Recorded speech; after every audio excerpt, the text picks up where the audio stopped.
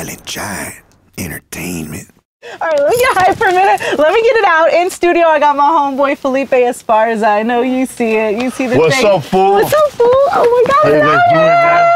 I'm like a groupie right now. All I mean, right. everybody's seen me, do my interviews with whoever and everybody. I'm like, I'm groupie. Woo! It was so funny because I had told you on the Pocos radio show that E-Dub went to Baby Bash's video shoot. And I was like, I love my man Bash. But, we all been rolling, like on your podcast when he was telling you, Baby B, she love my chicken greasy. Yeah. Like, that's not cute to me no more because we've been spitting that for decades. Like, that's, that's like the Baby B she who, like, didn't have gas money. Like, that was all of our struggle together. So it's like, how you have friends that you're always around that it's like you almost take where they've gotten themselves for granted. Yeah. Because that's your person. That's your dude. So, I was like, okay, go to the video shoot, have fun. I'm going to stay home and catch up on Sons of Anarchy. And then I see, I know, I'm still in the first season. Isn't that horrible? It's okay. But anyways, another story. But anyways, then I see them tagging photos, like, with you. And I was like, E-Dub, like, I thought it was, like, planned. Like, he, like, knew you were going to be there. Nobody told me. So, all that being said, I'm a groupie. All right. All right, so we ready for this. What's up, fool? Yeah, you make me laugh. Hell yeah. We met each other the first time at Casa Latina in the hood, Rosemead. That when you showed up to the special appearance and then took off right away. Oh, damn. It was at the Casa Latina that you introduced the host of the show, and then you got a mob. It was in Rosemead. But I think I saw you perform. Yeah, you did. Yeah, because like I've been groupie you like for a minute. Like when I saw you on Last Comic Standing, I'm like, what, this dude, he's already a star. Why is he on this show? Because to me, you were a He ain't no rookie. Yeah, you were. That's how I felt. Yeah. Because to me, you were a hood star. I'm like, that's watching you and Gabrielle, everybody coming up together. Yeah, I mean, Gabriel Iglesias. Amazing what you guys have all done, and I know that you guys have a history. Yeah, we started together actually in Montebello at Wild Coyotes in Montebello. Wild Coyotes, formerly Tortillas, formerly Daily Planet, formerly Gotham's, and formerly Prime Cut. Same owner, different name. Gotham's is probably what I would yeah, it as. It was Wednesday nights. That's where Gabriel Iglesias started, Willie Barcena, and myself. Wow. A lot of other comedians came through there, but Gabriel Iglesias, man, just blew up. You know what's crazy about, like, when you're a fan of somebody's art and then you get to dig into them, like you really, I'm not the type of person, how some people are fanatics, so it's like right when they've got their person they like, they'll go dig in. I'm too lazy to dig in and learn like that, but when I do an interview, like if there's somebody that I haven't grown up with or I don't really know their story that I've got to dig into, and when I got to dig into your story, I was like, whoa. Like, part of me was like, whoa, like, this is not just a stoner, I see what's funny around me, pop culture routine. I mean, you lived it, dog. Yeah. So I was reading that you started selling crack, and then you got into crack. Yeah. And not many people get out of crack. How did you do that first? Oh, man, I got really hooked on crack when I was like 22 years old, 21. I forget the age. But I was selling it at first, like everybody in my neighborhood. I grew up in Pico Aliso, and right there, if you didn't go to school, you just stood home selling drugs. So I started selling crack at first, and then my brother got shot. And I got depressed. So instead of selling it, I started smoking it. So did your brother pass away? No, he lived. He lived to smoke crack another day. So your brother was a user too? Yeah, he was a user, and after he got shot, he became using more, but he recovered. But for the first 3 days, like the whole neighborhood was like the same feeling that people had during 9/11. That's the same feeling that people had in my neighborhood because like the cops had shot like 4 of our friends, 2 were dead and 3 were alive, and we were just worried about them not dying. So we were all bummed out. So that's when I started doing crack. Were your parents addicts too, or like? Oh hell no! My mom was like worker. My mom worked. My dad worked. They all did work. How was that her boys, like her kids, like as a parent, it's tough because it's like. Should have left us alone, eh? So do you think that's what it was? Yeah, man. Mexican parents are the only parents that'll go leave their kids alone to go watch some other kids somewhere else for money.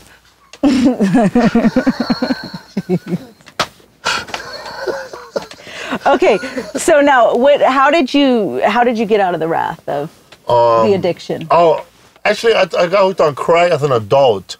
As a teenager, I was just an alcoholic. Like I started drinking when I was 15. Like there'll be like a quinceañera party or a wedding, you know. There's one every week, and then we'll sneak a little Budweiser on the side and down it. Like 4 of us getting drunk. In the Snapple bottle? Yes.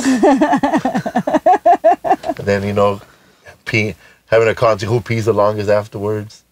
But my parents didn't know I was a drug addict till later on. As a kid, in high school, junior high, I didn't do drugs. Mm-hmm. I did drugs when I was 18. Mm-hmm. How I got out was that, I got into this crazy-ass fight, like, in the neighborhood. And that guy's still alive right now, you know. I know he's going to be listening to this and saying, damn, he's telling that fucking story again. But I have to tell it, it's a true story. Yeah. Like, this guy had just come out of prison and, you know, it was the changing of the guard, you know. He's an old-ass dude to a 30, you know, and we're all young, like 17, 20 years old. And he picks a fight and I ignore him. Then the next day, you know, we're smoking PCP at the drive-in theaters because that's what kids do nowadays. They go watch. I was watching a movie, Terminator 2, so I was all pumped up. And then when I get home, this guy jumps me from behind and we get into a crazy fight. Long story short, he ends up going to the hospital because I hurt him real bad. And I guess I could have went to the hospital too if I was in PCP, but like the pain, I didn't feel no pain. I had a black eye, a busted lip, blood on my t-shirt, but still walking around like nothing happened. So this guy vowed to kill me when he come out of the hospital. Like even like he didn't want to press charges. He just wanted to kill me. So Father Greg Boyle came to help me, you know, like he went to the house and we started talking like for an hour and a half. And I really, really did not want to stop doing drugs at the time when he came to my house because I didn't think it was a problem yet. I really thought that I was okay, I could still survive. But the fear of someone trying to kill me, that's what made me stop. So he took me in and he took me to this rehab. So he had heard somebody was trying to kill you. Yeah. Because he stays so tuned to the streets he was and helping. Yeah, man. Father Greg Boyle, amazing. Man. He's so amazing. He knew what's going on before Instagram, before Twitter.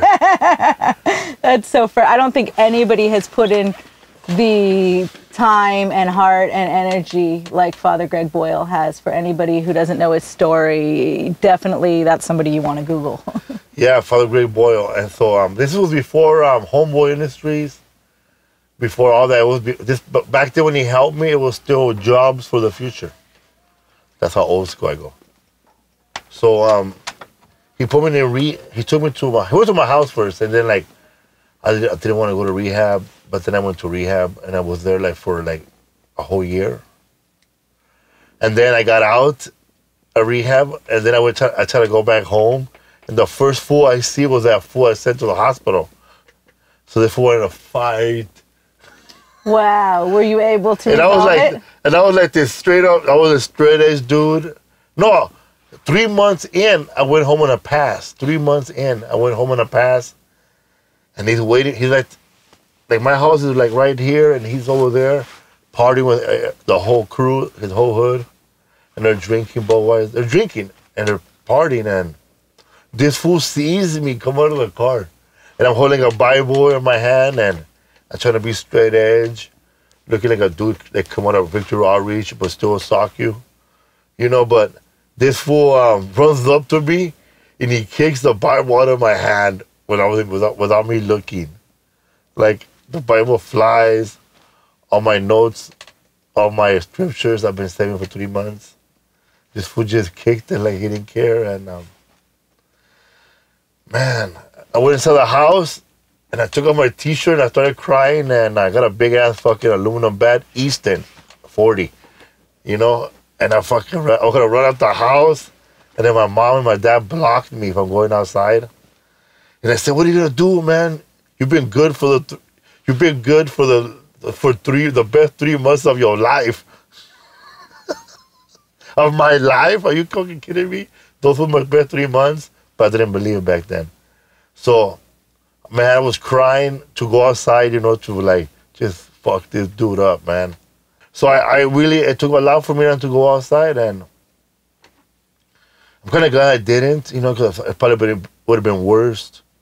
We've been doing this call from prison, and I'll be trying to get I would have had to pay for the call. I'll be trying to get a release. Yeah. Trying to get me on Oprah, hear my story. I didn't mean to do it. Right. So I didn't go. Were you ever able to kill that beef like that? Hell no. No. So I ended up not doing anything, and life passed.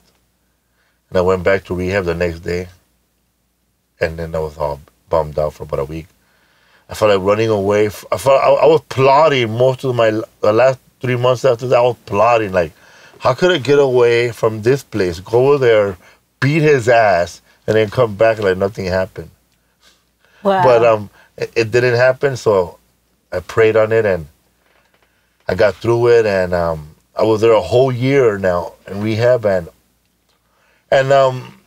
the whole time I was there, I started learning about myself, like, why am I a drug addict, or why I rage so much, like, on authority. Like, if somebody tells me, like, for anything, I would rage. Like for example, they're giving out samples at a supermarket, and then everybody's getting one, but I get 4.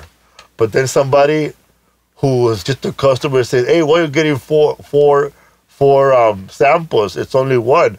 I fucking lose it.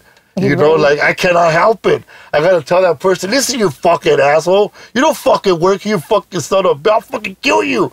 Did you ever find the root of the rage? No. But what happened was, now that I'm older, I can just blame it on my parents, You don't beat a 5-year-old for spilling milk. Yeah, because sometimes I wonder, like, comedians and entertainers, we have to have a certain off, but, like, there's something that's really off in us, because there's something that makes us perform. Like, what makes us perform is also our demon. Yeah, my dad has a sense of humor, but it was like more bad sense of humor. Like, my dad would drive up to McDonald's, would get excited, and he would drive up the other side. Yeah. And he wouldn't even look back to see our face of disappointment, because he knew how he looked already. Now, I know a lot in your stand-up you talk about your brother being gay. Is this a true story? Yeah, do you really have a handsome gay brother? Yeah, he came out of the closet. Yeah, he's handsome. He's taller than me, skinnier, better credit, cleaner house. Nice. And then you always talk about baby's mama's drama. How many baby mamas you really got? I got 2. It's hard to date, when you have a baby mama or 2 baby mamas, because you can't date a woman with no kids when you have 3 kids. Like, that's a no-no, I guess. Like, I tell women, "Listen, man, I want to be honest with you. I have 3 kids," and they say bye. They don't give me a chance to explain that they're not from the same girl. Yeah. Well, it's real. That's hard. That's a tough deal, man. Yeah. How do you juggle that? Like, being on the road, the comedy, raising kids? I don't know, man. The first part of my life, I would say, my goal after a while was not to blow up till after my kids were 18. Right. So not to owe them anything. Right. You know what I mean? Because the $250,000 you won on Last Comic Standing, I know you gave some to Homeboy Industries. Oh, yeah. When they were going through a hard time. And it's like, that really, when you got 2 baby mamas and all them kids, that's really, like, kind of not a lot of money. Not a lot of money, man, when they take half. Yeah. I mean, between taxes and baby's mamas, like, do you still have any of the $5,000 you got to keep saved? I think the only people that came out of the winnings were my baby mama and Homeboy Industries. Yeah. And this other place I donated money to, Peace Over Violence. And your 76 Honda with the flip-up lights? Yeah. I used to be with a girl, believe it or not. Mm-hmm. Like, there should have been a warning sign, like, her license plate was actually Hoochie. Yeah. Hoocchie. Usually that, and that's That's your first or your second? You know what I baby's mean? mom? And I thought this girl would end up cheating on me, but Yeah. I ended up cheating on her. No. Yeah. Was that your first or your second baby's mom? No, that was not a big mama, man. I got out of there quick. Now, I know you've got the ultimate vision of your own scripted series. Have you had any perspective? I mean, how do you feel? I guess I should say there's so much space for it now. And before, I know you would turn your nose, I want to go network. But now it's like the world of digital and viral. I mean, you don't even have to talk about having your own show. You can have your own network to develop future talent. I mean, it's amazing what's out there for us. What would be the perfect setup for you? Me, I would like to have my own show, man, where I'm like Al Bundy. Like the modern day Al Bundy, but instead of having like his wife and kids, he's just a single dad, you know, trying to survive, and he meets his daughter on Facebook. That's fresh. That really happened to me. So that was a true story. Yeah. So how did that happen? Like, she just hit me up one day, you know, I'm your daughter. I said, all right, cool. And did you know she was out there? Well, I knew she was out there, but I guess the mom hid it from her, and the mom never really told her who your real dad was. She had to find out through TV. She was watching, I think my daughter told me she was watching Locos on Galavisión, hosted by George Lopez, back in the days, like 1998 or 99. And then she told her mom, why does that man have the same last name? And her mom was like, oh shit, I'm cornered here. That's your real dad. That's a true story. Yeah. And she found you out. Yeah, she was like 19 or 17. Do you think that's how you've been able to deal with some of your... And do you think that's how a lot of comedians deal with their pain, is through their comedy? I think it helps me a lot because I talk about it on my act now. Before I was afraid, like it was too personal. But now, like, my personal stuff is more funny. I was smoking crack as a comedian. So it was tougher for me because this is real right here, because I told you that I quit smoking crack when I was young, but I only smoked it like for, I would say, 3 months, but it got really bad. But as an adult, like, they tell you that when you go to AA or Narcotics Anonymous, that when you quit doing drugs or alcohol and then you start again, it's like you never left. Man, that's probably the most truest thing I ever heard, you know, because I lived it. When you do stop doing something like drugs and then go back to it, it is like you never left. It felt like it was yesterday. So, man, as soon as I started smoking crack again, I turned scandalous again. Like, I will go do crack after shows. Like, I have this face like, oh, this funny comedian. But as soon as the show was over, whatever money I made, $60, $25, $40, $100, I will use that money to go party. I knew that it was affecting my career, my comedy career, because even though, like, I was still drinking, every night I would go up on stage. You know, like, I love doing stand-up comedy. So I just needed to stop drinking. I stopped drinking, and things started changing. Started showing up on time, returning phone calls, and I Paying got your light bill. pay my light bill, man. Well, we're really happy that you kept that Got rid of my demon lighter down. collection. Yeah. And we want to see you keep that demon down forever, because me too, we want to man. see more. We want to see more, but we appreciate your honesty and your Yeah, struggle. man. Don't invite me to party, man, unless you want to hang out for 6 days straight.